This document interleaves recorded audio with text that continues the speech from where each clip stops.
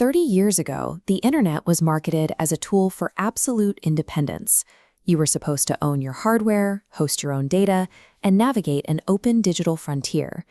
But the companies that built that frontier eventually realized that independent users are difficult to monetize, so they built walls. This August 2026 regulatory report marks a major milestone in that enclosure. Amazon Zoox has secured U.S. regulatory approval to charge passengers for rides in fully autonomous relo-taxis on public roads. These vehicles possess no steering wheels or pedals. When you look at the analysis of this rollout, the physical removal of manual controls represents a point of no return for machine autonomy. It formally reclassifies the human being. We move from the role of the active driver to the status of passive cargo. This is technological enclosure.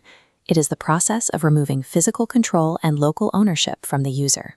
By disconnecting you from independent technology, corporations ensure that all of your digital and physical traffic routes exclusively through their hubs. Industry leaders are executing this shift across every sector. By stripping away independent agency at the hardware level, they ensure that every human action generates centralized corporate revenue.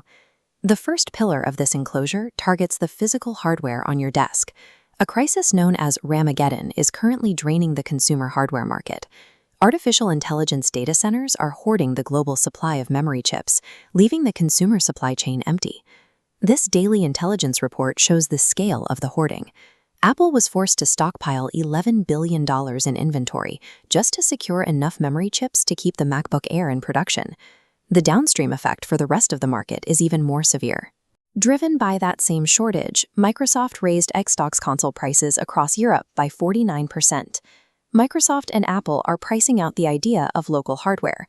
By making consoles and computers an elite luxury, they drive the mass market toward cloud platforms, where every byte of compute is rented, not owned. In the cloud, you are a digital renter. You depend on a centralized server that can be throttled, censored, or shut off at the push of a button. The second pillar targets the software layer. This security bulletin details a Google Chrome update that automatically blocks extensions from altering your default search engine or your new tab page. While this update stops malware, it also tightens Google's monopoly over user navigation. By locking the extension layer, they starve independent ad tech companies and centralize search monetization into their ecosystem. We see the same suppression in gaming. Battlestate Games recently launched a legal strike to shut down a popular offline mod for Escape from Tarkov. They're eliminating community-driven alternatives to keep players inside their own monetized live service environment. This enclosure is spreading through the culture. Disney is purging mid-tier experimental projects like Marvel's Wonder Man to protect margins.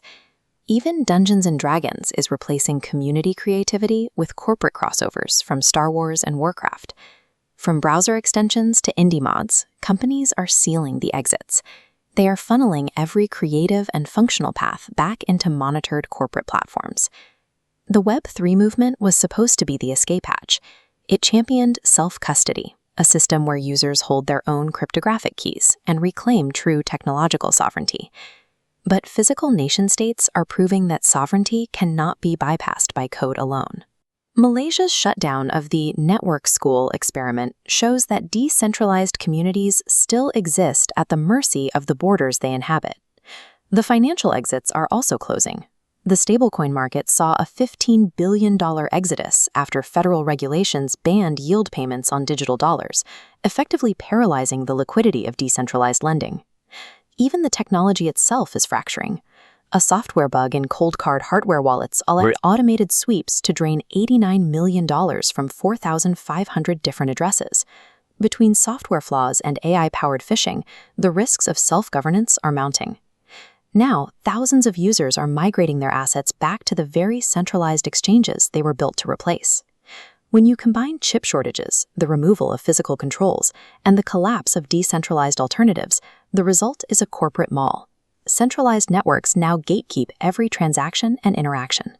However, this analysis column documents an organic resistance, highlighting a fan revolt against YouTuber Hank Green for his reliance on AI tools.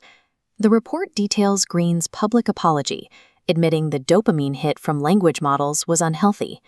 His audience explicitly rejected this automated content. This revolt signals a shift in what people value. In a world of algorithmically perfect, machine-generated media, audiences are starting to crave human imperfection. As the walls of technological enclosure seal shut, algorithmic efficiency becomes a commodity. The premium of the future economy will be organically crafted, AI-free, verifiable human authenticity.